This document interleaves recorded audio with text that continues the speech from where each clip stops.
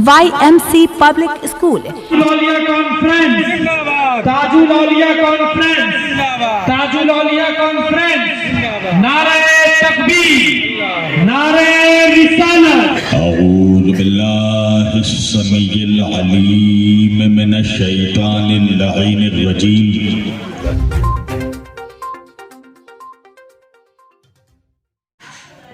नमस्कार, आप देख रहे हैं आज तलक न्यूज़।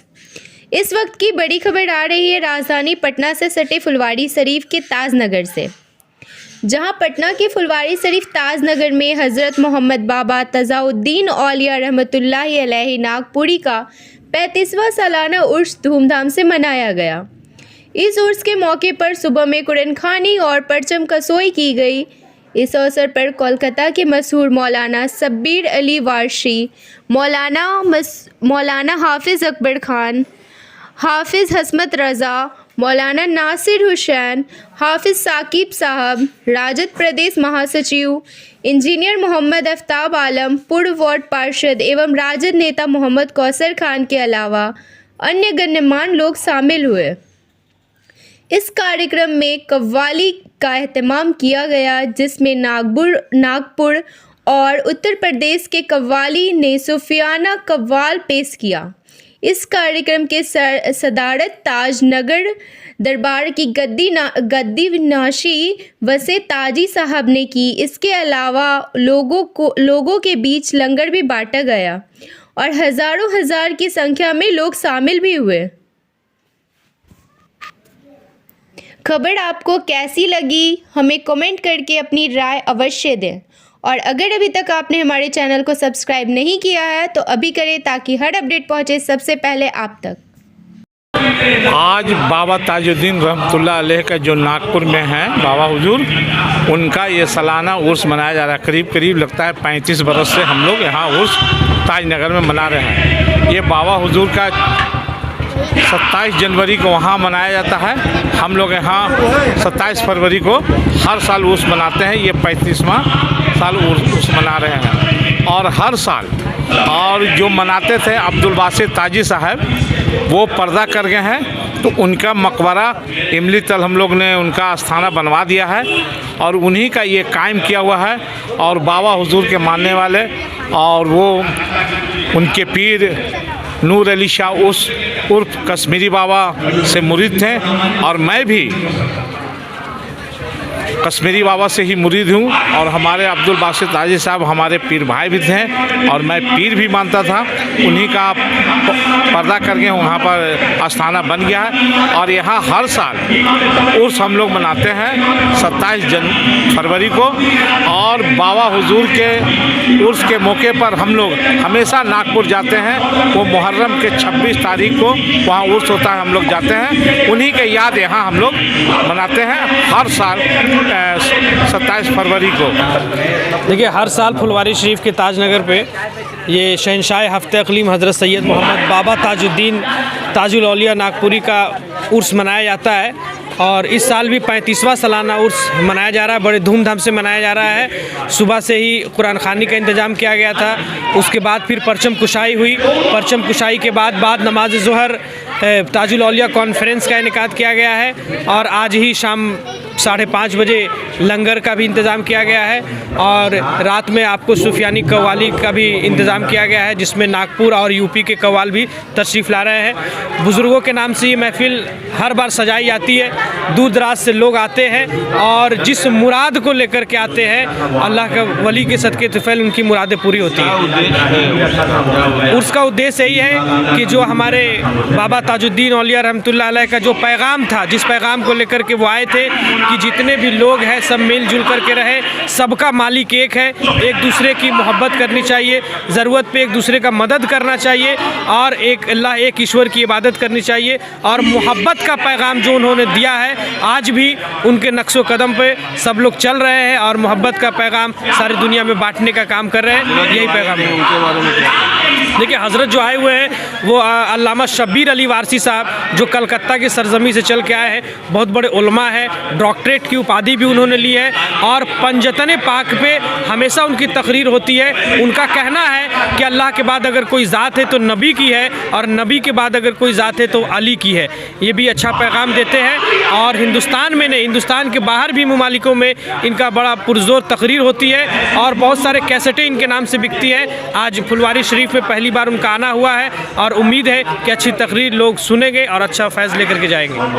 क्या कहेंगे इनको? पहले तो बोलेंगे आपके चैनल के माध्यम से जो आज ये उर्स जो यहाँ मनाया जा रहा है, हर साल मनाया जाता है और बाबा ताज के शान में जितना भी बोला जाए कम है, क्योंकि बाबा ताज का एक मुकाम अलग है। बाबा ताज जो नागपुर के सरजमी पर जो लेटे हुए हैं, उनका हर जगह बाबा ताज का डंका बजता है और इंशाअल्लाह ता क़यामत बजता ही रहेगा।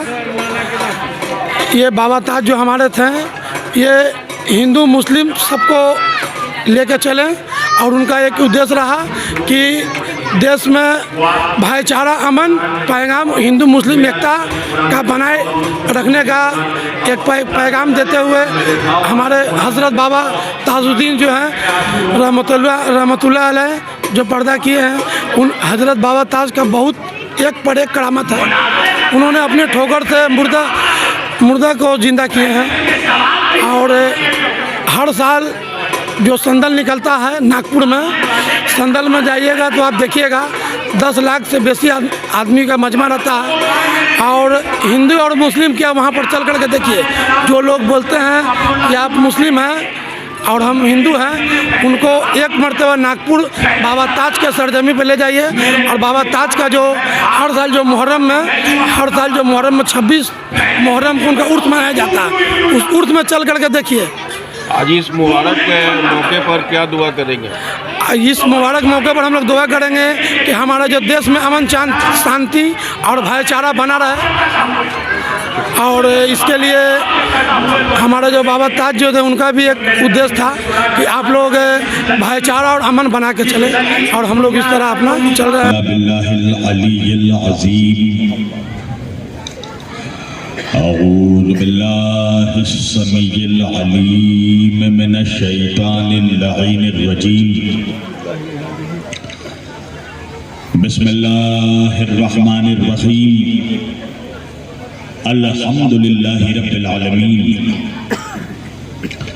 अल्हम्दुलिल्लाहिल्लज़ी हदाना लिहाज़ा वमा कुन्ना लिनहतदिया लौला अन हदानल्लाह। लक़द जाअत रुसुलु रब्बिना बिल हक़।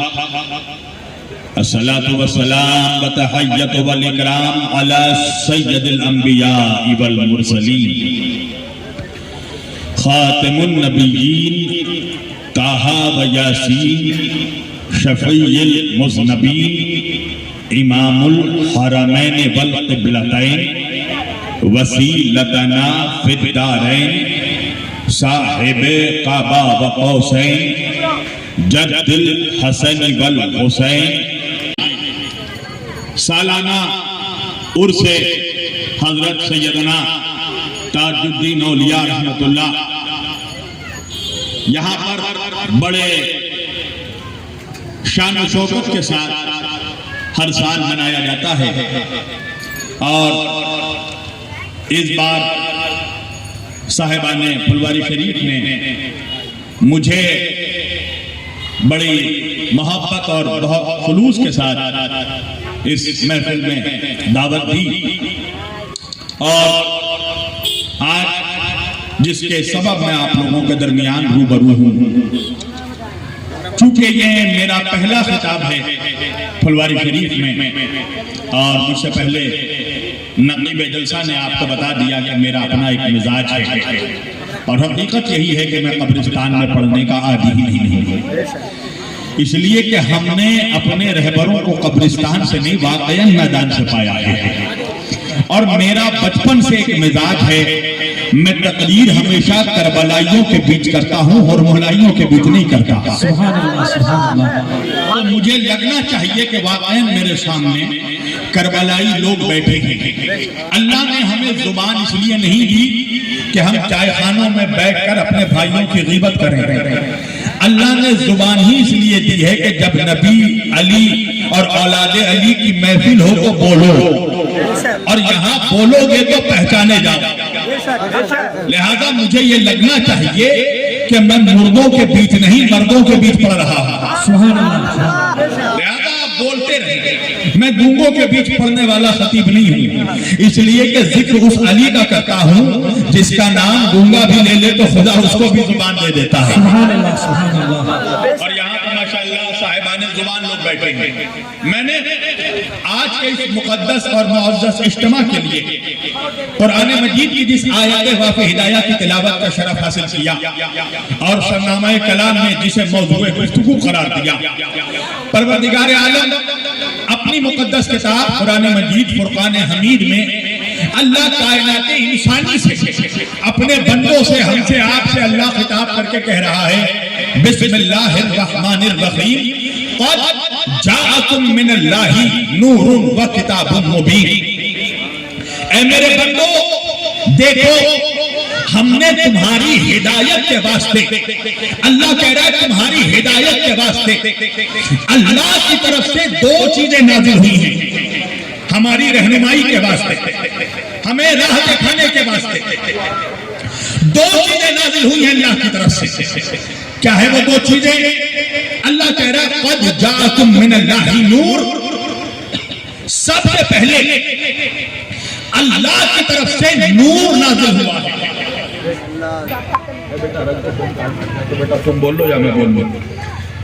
अंधेरी किताब नहीं, रोशन किताब।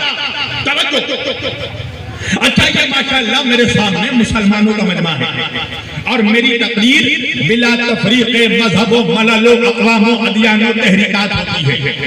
तमाम आलम इस्लाम से और अक़वाम आलम के हर नजरिए और मकतबे फिक्र के लोगों से मैं मुखातिब हूँ। अल्लाह कह रहा है मैंने नूर और किताब को भेजा। तवज्जो, मगर एक शेर है ना, अल्लामा इक़बाल कहते हैं दिल के फपोले जल उठे सीने के दाग से, इस घर को आग लग गई घर के चरार। जो समझ गए हैं वो इशारा समझेंगे। 1400 बरस हो गए किताब को नाजिल हुए। कितने साल हुए? 1400 years has been completed। Quran मजीद को उतरे 1400 साल हो गए। आज 1400 साल के बाद भी हम मुसलमानों में एक फिरका है, एक जमात है, एक तबका है, कुछ लोगों का ग्रुप है। अब नाम मत पूछना, हम सूफी लोग हैं, हम बीमार के नहीं बीमारी के दुश्मन हैं। ख्वाजा हिंदुस्तान में बीमारों को नहीं बीमारी खत्म करने आए।